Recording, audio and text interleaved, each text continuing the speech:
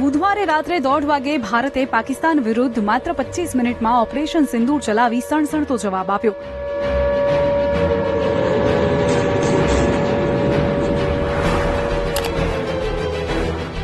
પાકિસ્તાન અને પીઓકેમાં 24 મિસાઇલ્સથી 9 આતંકવાદી ઠેકાણાઓને નિશાન બનાવવામાં આવ્યા. આ એ જ વિસ્તારો છે જ્યાંથી ભારત પર આતંકવાદી હુમલાઓનું કાવતરું ઘડવામાં આવી રહ્યું હતું.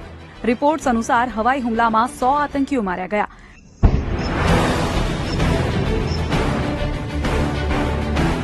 જેમાં સુભાન અલ્લાહમાં મસૂદ અઝહરના 10 પરિવારજનોના પણ મોત નીપજ્યા છે. વડાપ્રધાન નરેન્દ્ર મોદીએ ઓપરેશન સિંદૂર માટે ત્રણેય સેનાઓની પ્રશંસા કરી. કેબિનેટ બેઠકમાં પીએમએ કહ્યું કે આ તો આપણે કરવાનું જ હતું. આ પછી પીએમ રાષ્ટ્રપતિ મુર્મુને પણ મળ્યા હતા. એએનઆઈના સૂત્રો મુજબ પીએમ આખી રાત ઓપરેશન સિંદૂર પર સતત નજર રાખતા રહ્યા. તો રક્ષામંત્રી આખો વિડીયો